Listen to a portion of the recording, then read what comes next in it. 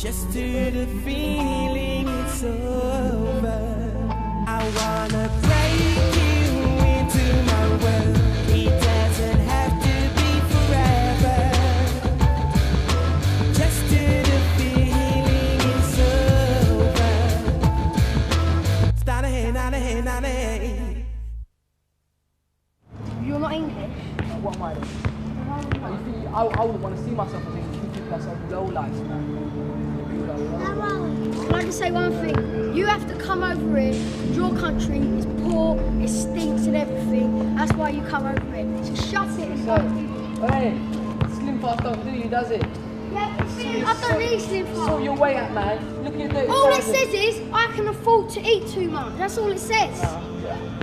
Just because you live on fucking curry powder. I'm not the one who's wearing dirty clothes. Because I play football. No. I'm not the one who lives on curry powder. Oh, you love our curries, mate. You could go there to eat them. No, you don't. My name's Drummond Ahmed. I live in Drummond Street. It's near Euston Station in central London.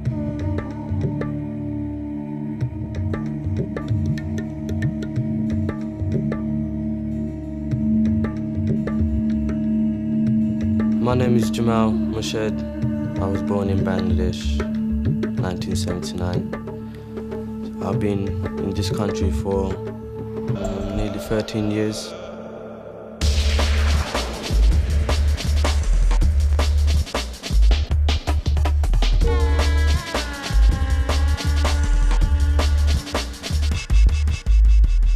Basically, we're surrounded by areas where there's tension, you know. So we only feel safe in our little area here, Drummond Street. Whenever we come out, there's a chance of us getting harassed, called names, and even attacked. This is Jamal. He's in the OPR. We called ourselves OPR, One Posse Rules, because we thought, yeah, we're the only posse that ruled that area. You know, we thought we were hard. We look up to them, innit? I mean, if anything we can't handle, you know, they're our brothers, simple. They're our brothers and they help us, innit?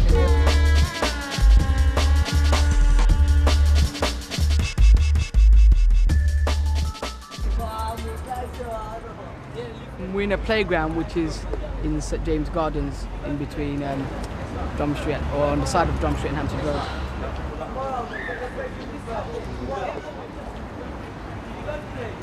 There's nowhere else to go, simple. Because you get me, this is the only like big open space in our area. So this is where we hang out. All these people here are my adrins, which means friends. All of them are local. Because of all the tension in the area, we hang around in groups. Because if we hang around on our own, there's a chance of us getting attacked.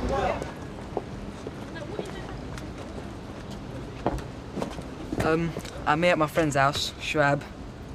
He's been attacked by white boys and seriously battered before, so I'm just going to call him and hopefully he'll come down.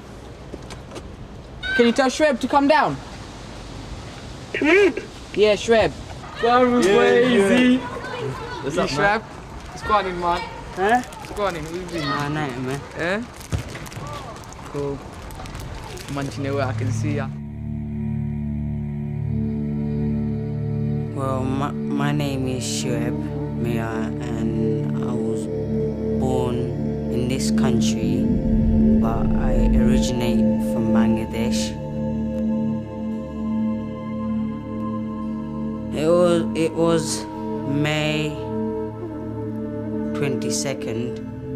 I was at the wrong place at the wrong time. Well, me and my mates, we just crossed the road, and we heard all these people shouting, and we looked everywhere, and we looked on that side, and we saw white boys coming towards us, and one of my mates shouted out, "White boys!" Then I saw them coming at me. So I thought, hey, they mean business. So I ran. I was running here as fast as I can to get to my house, which I couldn't. And I could only hear him saying, you know, shouting out racial abuse. And when I got around the corner, I heard him getting closer and closer. He just took a shot at my head. They were the blows that I could feel the most, but the kicks, couldn't feel them, and like everything went all black.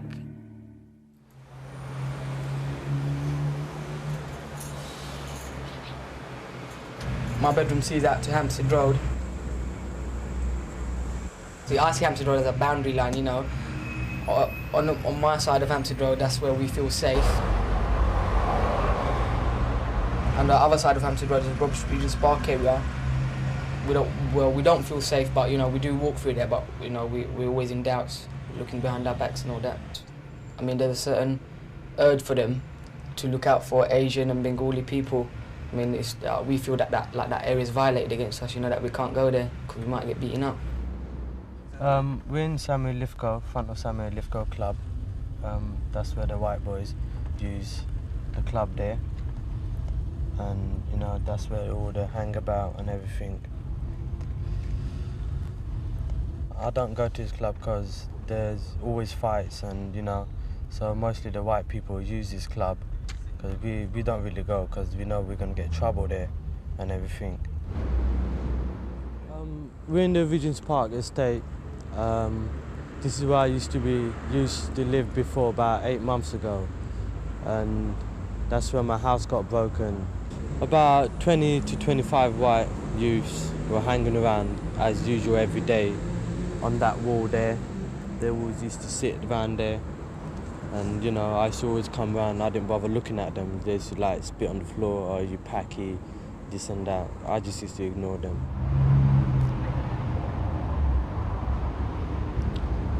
That night I didn't come home because I knew that I'm gonna have trouble. So I stayed at my sister's flat, and then my older brother was living there. So he phoned and said the house is smashed. So I came down, I checked out, and all I see big holes on the windows, you know. So I'm thinking, it's like I was stubborn, I didn't know what to say, you know. And then, you know, it was very sad, you know, because I was just thinking if my mum was there, I don't know what would have happened, you know. I'd probably go crazy or something, you know what I'm saying? So basically, I've been forced out of my house. You know, it's very sad. One day it might happen to them and they'll feel it how it is. It's not worth talking about the police because they'd never done nothing. You know, they didn't bother asking me what happened or anything. You know, so I just left it as that, moved to Holborn. The next morning I started vomiting and lost my speech. Couldn't say nothing. It was like it came 1 minute and then it went another minute. So it was like that. So my dad took me to the hospital, and like anything I drank or ate, it came out again. So I went to the hospital. I could still walk and everything. It was that I was just a bit bruised. So the lady asked my name, but I couldn't answer. And that was the weird thing. I was thinking, I got attacked, but how come my voice is gone? So they took me to casualty. They put me up in the ward, and they checked my head and everything. They done brain scan, took a couple of pictures of my skull, and then I went to sleep that night, woke up next morning, and I see there's a couple of doctors all around me, and I was thinking, you know, what's going on? The bus stop's just round the corner that way. Yeah, one of our mates got attacked one morning at the bus stop. So this was on a Friday, so we decided on a Monday that we will attack them back. So what we did was we just divided into and sent the others round into the back of William Road, when time was right, they all came. We did storm up Hampstead Road, and they flew off William Road, but they didn't realise that our boys were waiting on the top of William Road. We were there, yeah, about 10, 11 of us, just behind the phone box, yeah, and we saw them chasing them, yeah, so we came down this way and stopped around here, yeah, and they saw us, yeah, they were shocked to see, you know, they were blocked both sides, they can't get out, yeah, so we just stormed into them. And they sort of got trapped in the middle, and we gave them a good beating, and then on the way to school, the police stopped us near the 3 tower blocks, and this was just ridiculous. I mean, we didn't get caught or nothing, but we all got searched, there was about 20 of us, because the rest, they flew off to school. But what followed that was any Asian boy who was from first years who was walking past was told to stand up against the wall and be searched. And I think it ended up to be about 45, 50 of us, you know. There were so many, practically most of South Camden Community School Asian boys were up against the wall in the 3 tower blocks just being searched. I noticed that I started losing the movement of my right side, and I couldn't lift my leg up no more. So I was thinking, you know, what's happening? So then the nurse explained to me that I have got a blood clot in my brain, and like there's no way. I mean, it's gonna take a long time for me to get my speech and my movement back. So that's all I can remember. Somerstown, if you just go that way and straight on, you're in the like centre of Somerstown in the estates, Somerstown estates. A couple of my mates lived there. They was getting beaten up, getting rushed by boys when they go home, they wait near their house. The windows will get broken. You know, they just get beaten up, boys run, police don't do nothing about it, you just have to put up with it basically. So just avoid going that way. You just get trouble for no reason. Myself, I don't really go or anything, you know, there's no reason for me to go up there or anything, you know, I'll keep away. It's the little ones, they can't like fight 16-year-olds like that because they're small, they're only about 12 like that.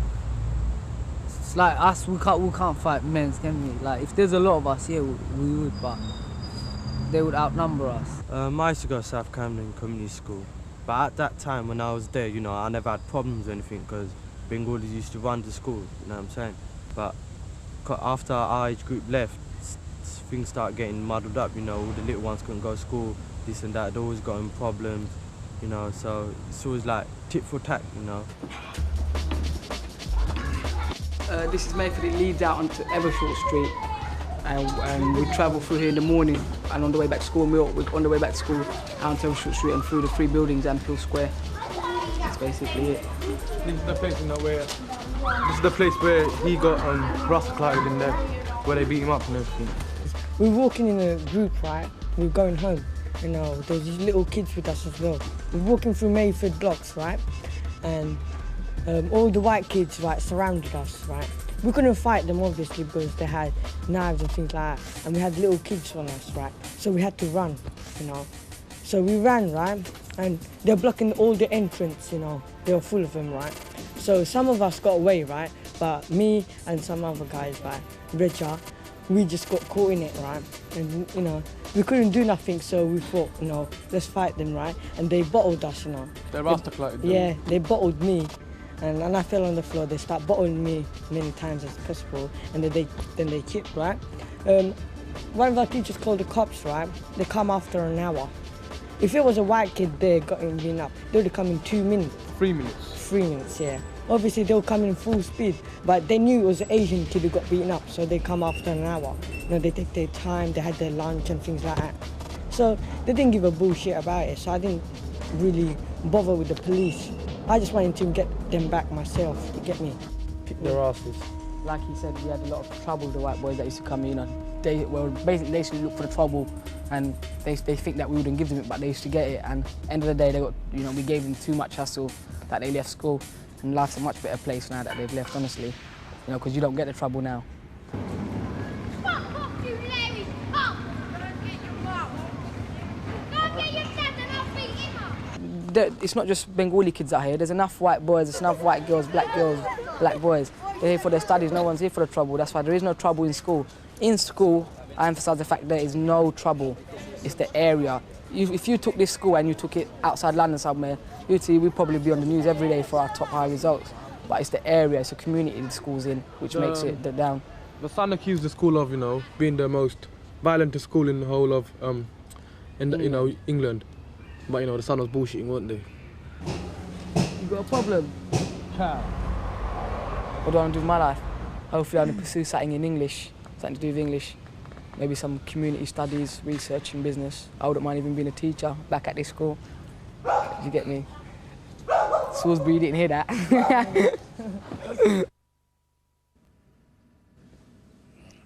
18 months it's been since the day I got attacked. I've got to have my medication, and that's for a couple of pills I have to take, once in the morning and once at night. I thought epilepsy would be curable, but when I found out it's not, then, you know, I was kind of shattered, heartbroken. But, you know, I've got to live through that. Go on, Shred, man, what do you miss? You must miss something. Well, first thing, I miss hanging around with these lot, and I miss my football. Football, man, every man misses their football. True. Even if you can't play, you miss your football.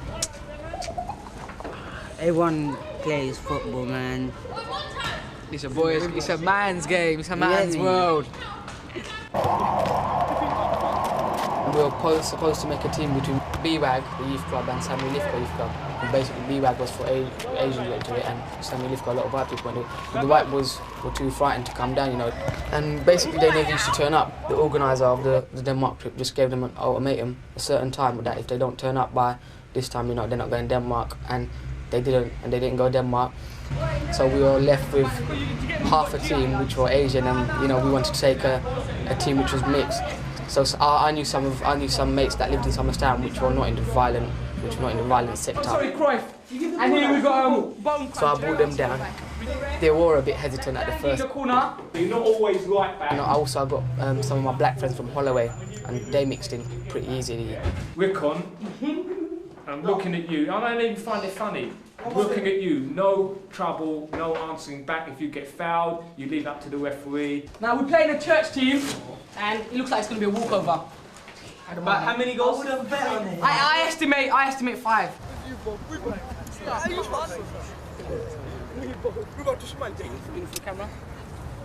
Yeah, Gia's had trials, I've had trials. We are good enough. And you see Gia, he thinks it's a racial thing now, because, you know, he's had so many trials because he ain't been accepted by no club.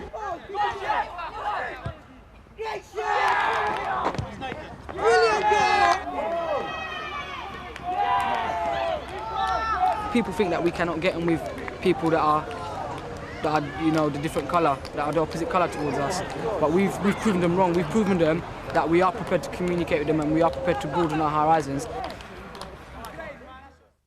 The people that say Drummond Street is a gangster's area, they don't know jack about Drummond Street. Do you get me? Because if that was the case, yeah, then you wouldn't be seeing people like this around. They would be getting chased now, right? The people that got a problem with us are the racist people, and they need to sort themselves out.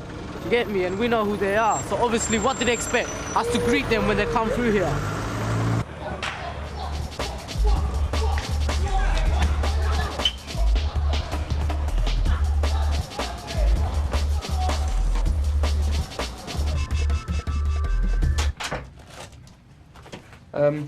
This is a toki. We put this on our head when we go to the mosque. It's in our religion that we cover our hair. It goes on something like this, hopefully. That's how it goes on. We go to the mosque to pray. Basically, the praying is for forgiveness. It's for all the sinful deeds that we've done. That's our local mosque, which we use regularly. I do use it, but not as often as I would like to have used it. It's basically the prayer times are not suitable for me because I miss all the prayers while I'm at school.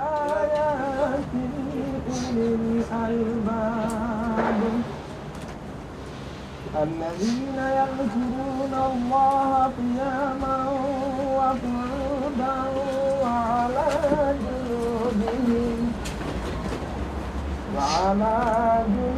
If we're good and we follow our religion, then afterwards it will be good and relaxing for us after our death. And basically, if we do sinful deeds and we're bad before death, then after death it will be bad for us. We'll rot, burn in hell.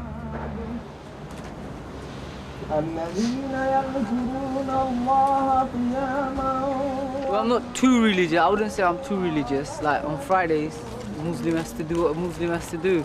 Go to the mosque, do his prayers, innit?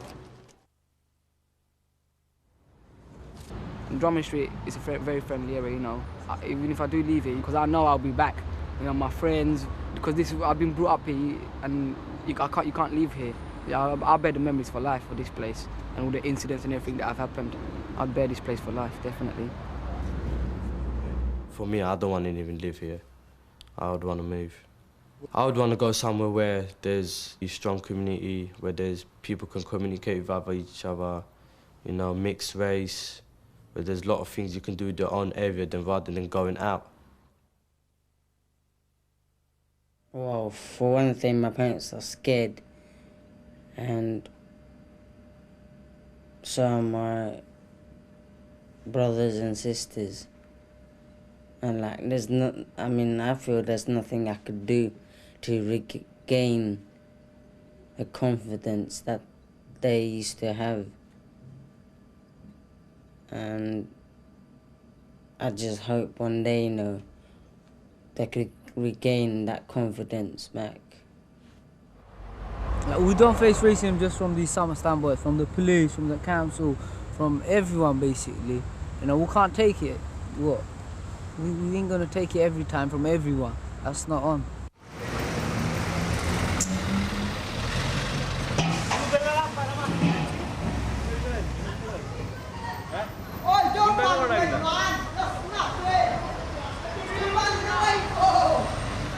That's the only way these days around this area. The only way you could live is to fight back. But if you show yourself as an easy target, then that's it, you're gone. Because that's why we fight back. That's the only way. If we don't have no faith in police, because if we had faith in police, then we wouldn't fight, innit? We rely on the law, but there's no law for us. When we have to, that's when we fight. We don't go looking for trouble, but when trouble comes, we give trouble back. We have to do something, because this is our yard, innit? We can't just let other people come in and do something to us. আছে আশা আছে বিশ্বাস আছে আশা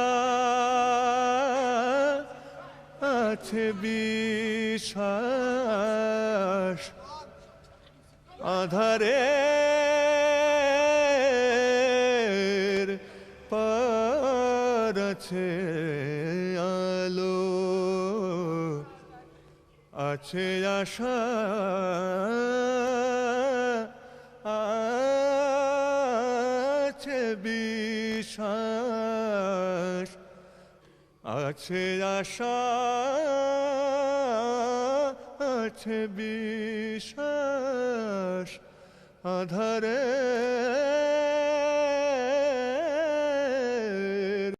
What am I doing? I wouldn't want to see myself as English. You think myself low life.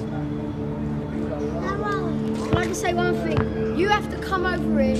Your country is poor, it stinks and everything. That's why you come over here. So shut it and go. Hey, Slim Fast don't do you, does it? Yeah, I don't need Slim Fast. Sort your way up, man. Look at that. All it says is, I can afford to eat too much. That's all it says. Just because you live on fucking curry powder, because I play football. No, I'm not the one who lives on curry powder. Oh, you love our curries, man. You could go there to eat them. No, My name's Drummond Ahmed. I live in Drummond Street. It's near Euston Station in central London.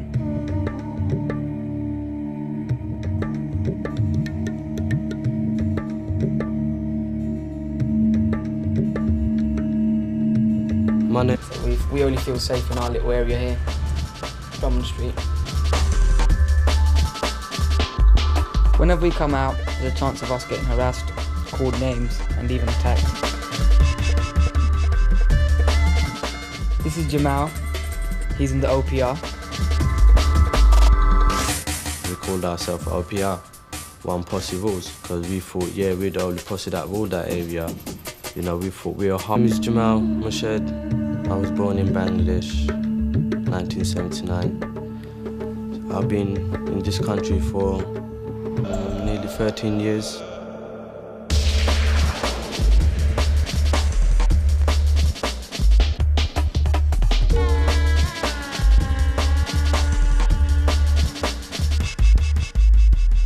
Basically, we're surrounded by areas where there's tension, you know. To be forever, just to the feeling it's over. I wanna break you into my world. It doesn't have to be forever, just to the feeling it's over. Start ahead, not ahead, not ahead. You're not English?